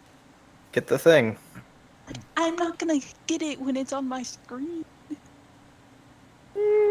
Anyway. Alright, so yeah, now that the party's reconvened, minus one extra crispy mage. Yep. I'll say, he's gonna wait out. I'll get to the group and say he's gonna wait out there, but I told him the tiger's gonna keep an eye on him if he decides to try anything funny. And I'll throw a wink at Rictavio.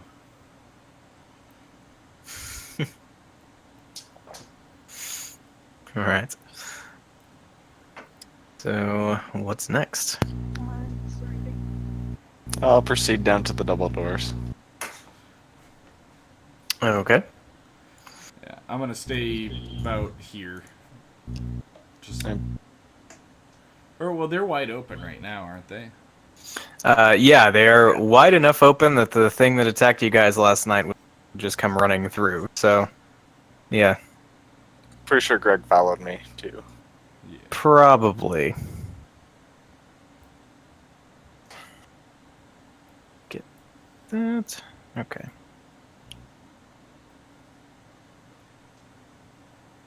Yep. Okay. So, you make your way to the end of the hall, and peeking through the doors that are now wide open, you can see that a large portion of the walls and ceiling in the eastern portion of the room have collapsed. And so there's a large pile of rubble just sort of against that side. To the west, and then of course this south end of the room that you're currently on, there are open amber doors. In the center of the room, there are a few slight grooves that seem to have been ground into the floor. And putting two and two together, it's probably not unreasonable to assume that this might have been where the golem type thing was before it attacked you. So it was in sort of a resting position here, and then upon being alerted, sprung to life, and well, the rest is history.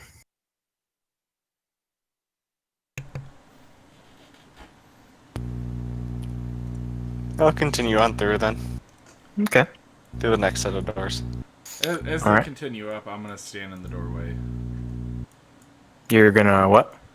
Stand in the doorway. Okay.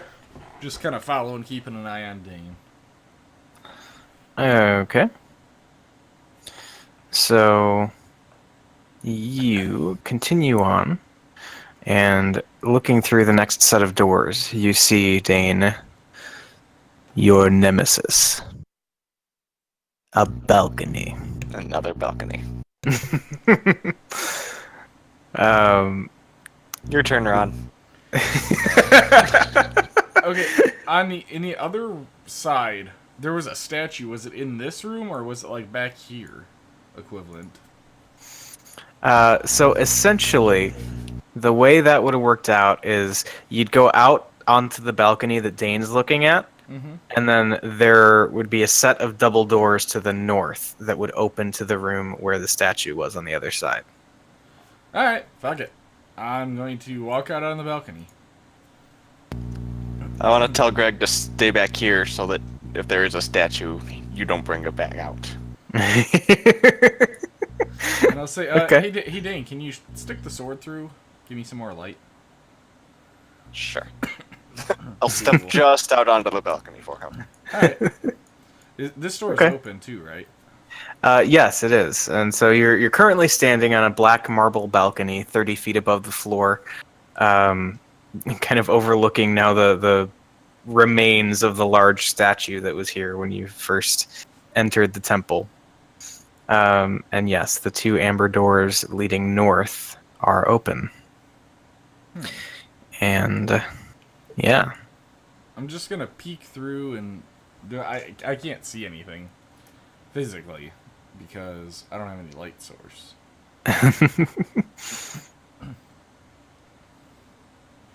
They'll say, well, Dane, I can't see anything. You'll have to come over here because I don't have any light. I'll very, very carefully cross the balcony to the doors. I will keep my hand on him and say, if anything happens, I'll get us out of here. I've done it before. You know what I can do. That works. Okay. So I will Cool. stay like right behind Dane, hand on his shoulder, ready to dimension door if shit hits the fan. All right. So looking in, kind of just peeking just beyond the open doors here, you see a bare stone room laid out very much the same as its counterpart on the other side. There are 4 large candlesticks lying covered in dust in this first area that you see. And as you peek in a little bit deeper, in the area where there was a shrine with the statue as its focal point on the other side, there are broken obsidian fragments scattered here in a raised alcove. 2 pairs of empty alcoves line the north and south walls of this shrine, much like on the other side. Is there a statue? No, but the shards of obsidian here seem to be pretty similar in color and composition to the shards that are now down on the floor below after it was tossed down and eventually pulverized. Do I feel compelled to go over and look at some of the obsidian? You do not. Well, I do it anyway. Okay, so maybe you do then. Yeah, I will just walk over and act like I'm entranced by this. Okay. So, as far as Dane knows, I'm entranced by something. Which I guess I'll go in the room. Where is... Oh, shit, I can't see it. It would just be at the far right, so if you go like 4 spaces to your right, you're good. There? I'll hold the sword out in through the door so you can see. Yeah. Okay. Okay, yeah, I'm just gonna stare down at it. Okay. So yeah, Dane, you see Ron apparently enthralled with a pile of broken obsidian. Called him. Hey. Huh? What? Huh? Okay, good. He's not entranced by it this time. Oh. I'm gonna reach down and just scoop some up and just put some in my pocket. It's black marble, right? I mean, it's obsidian, so Oh. it's yeah. But is Sharp. it shiny? I mean, what does obsidian look like outside of Minecraft? I asked. I don't know. Yes. I don't remember. Yes, it's shiny. Alright, yeah, I'm gonna scoop some up and put it in my pocket. It's a lot is, like in fact. glass. Yeah, it is in fact quite shiny.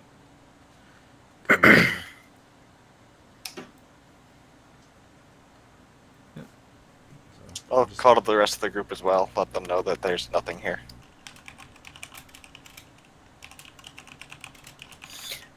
There is also, I don't think this was mentioned, there's another set of double doors on the west wall that on the other side had led to the room with the arrow slit. I'll open those. Okay. More of the same. You see a 10 by 20 room with a 10-foot ceiling and an arrow slit pointed down toward the floor of the large chamber where the massive statue once stood. Where the secret passage was in the other room, I want to check this spot too. Okay. Make an investigation advantage.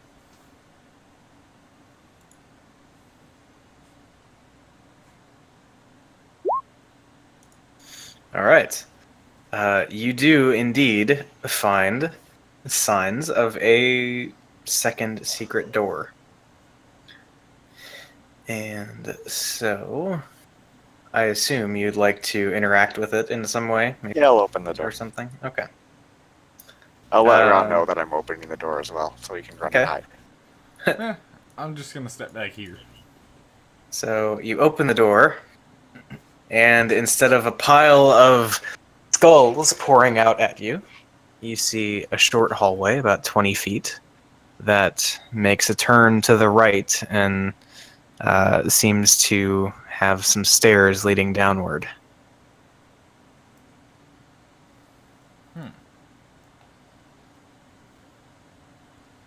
I will call back to the rest of the group and say, you guys might want to come in here. Found a stairway. That was... the door was right here. Oop. Whatever. I'll just be roughly there and call back to them. Follow behind someone reading Moke. Okay. And, yeah, Dane, as you finish opening the secret door, it takes a moment, but a heavy stench of death kind of overwhelms your senses. And you get the impression that there's something pretty unpleasant down there. Alright, let's not use these stairs. Oh, I'll go why not? Smells. Smells like what? I'll walk over and take a whiff. It smells like rotting flesh. I'm gonna cast Prestidigitation on my nose and just have it smell like roses and say, hey, I don't know what you're talking about. I'm fine. I mean, you smell roses too, but it's like roses and death. Eh. I'm gonna take a couple steps in and see what I see. Okay, so like what? Go down to the end of the hallway and look down the stairs, kind of thing. Yeah. Okay. Let's see here. I'll say, Dane, a little light. Let's see what's stinking the place up. I ain't going in there. Alright. I mean, Are there candles in the candelabras or no? Oh, in the previous room, you mean? In the room that's right here, yeah. No. And the candelabras themselves seem to be dented and twisted, seemingly beaten up by something strong. All right. Is everybody else in the group staying within my light so they can see, or no? I think the NPCs would probably be doing that. Well, I if mean, Yoan wants to read her book. I'm His book. reading, so Yeah. I'm following her light. Yeah, so that makes sense. And then, yeah, I mean, honestly, I think Greg is probably going ahead with slightly ahead of him. I think that seems reasonable for the character, right? Probably. So then, as Ron and Greg reach the top of the steps and take a look down, let's see. Well, you see a landing and more stairs that seem to curve around to the right. Would you like to keep venturing down here and see if you can eventually find a bottom? If Greg's going, I'll go. Okay. So, I guess I'll follow so they can see. oh, Yeah. I actually have an explorer's pack. Oh, well, I'll wait up here. We could just, yeah, I'll pull out a torch and just light it. So, I Okay. didn't know I had this. All right. So Greg and Ron I'll give the torch to exploring. Greg. Okay. Exploring some stuff. Give that to the guy who So- can actually fight. So one of his hands is a good idea. Seems sensible. Okay. So you continue down to this landing that you saw, and you turn to face these stairs that continue down to your right. And looking down there, you see a largely crumbled room. The stairs descend to a mostly collapsed hall with a high ceiling and amber glazed walls. Rubble covers most of the floor, and a path through the rubble leads to an open doorway on your left. The deathly stench seems to come from just beyond there. Alright, I will cast message to Greg and say, I think whatever's dead or dying or whatever is behind that. Do we want to take it out? I mean, I think Greg is game. Alright. I'm just thinking you'd be like, hell yes, and charge forward. I'll say, I will message him again and say, give me the torch so you can have your hands free. And I'll grab the torch and hold it up. So he can see. Okay. But I'm standing right behind him, ready. All right. And for simplicity's sake of my own mind, Greg is medium, correct? Yeah, he is technically a medium creature. He's just a very large. Gotcha. He's an extra medium. Yes. The most medium of them all.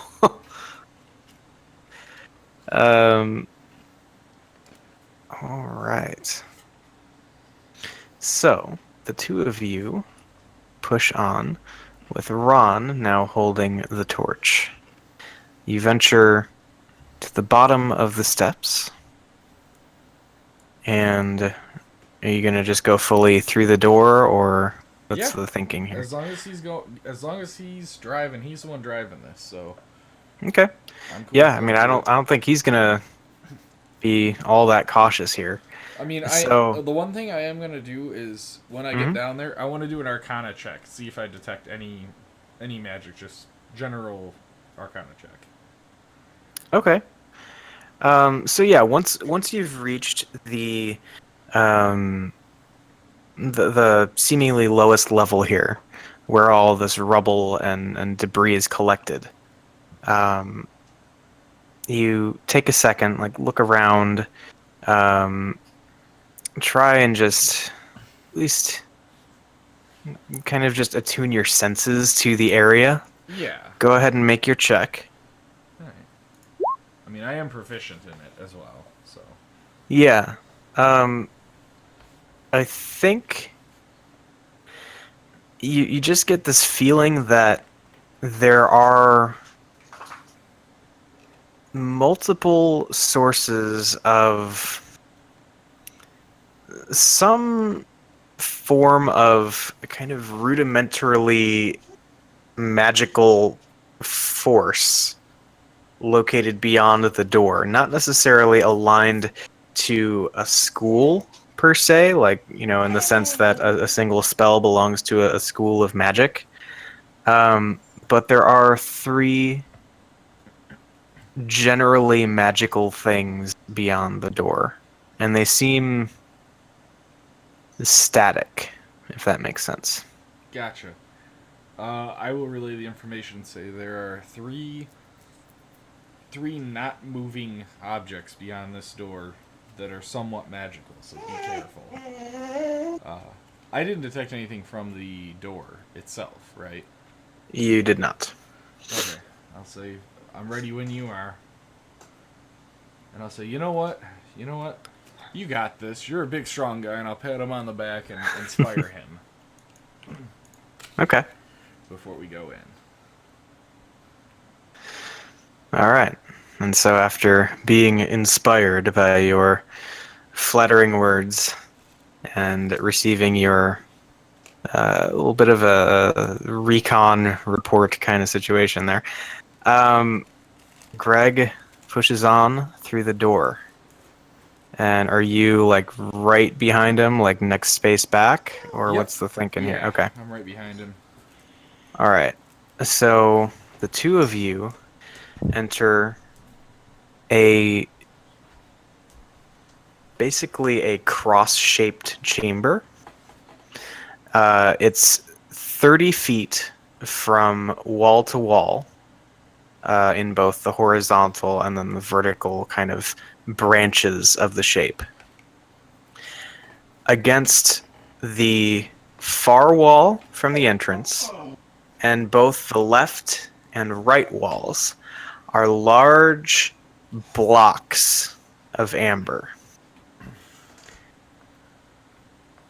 Each one of them seems to have just a little speck or wisp of something inside of it, seemingly moving within this block of what is, by all logical accounts, a solid substance. Like swimming through it? Not moving so much as like swimming, but yeah, there's just like a little hint of kind of shimmering, wavering movement by these little kind of black inclusions in the amber blocks. Alright. In the same... roughly the same areas where I felt the magic? Yeah, I mean, you see the three blocks, you felt three magical type things. Alright, I'll just say be careful. Those blocks are magic. Alright. And yeah, Greg looks around at the three of them. And let's see.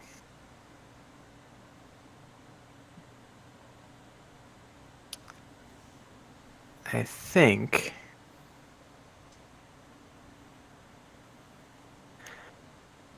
you guys look around and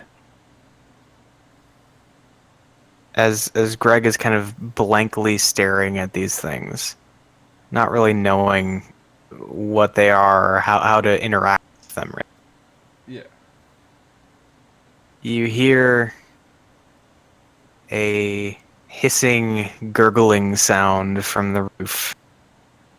Or the ceiling, I should say. You look up as a long, lanky humanoid figure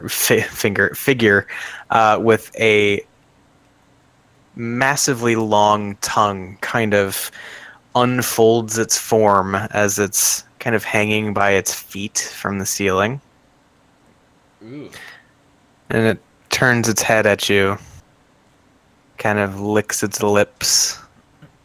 And then you see more movement, and you look as the ceiling is covered with these things. There are probably at least half a dozen of them now slowly unfurling their form and licking their chops as they stare at you. I can't get one action, can I? They are actually ambushing you because they knew you were coming. But that's where we'll pick it up next time. Damn.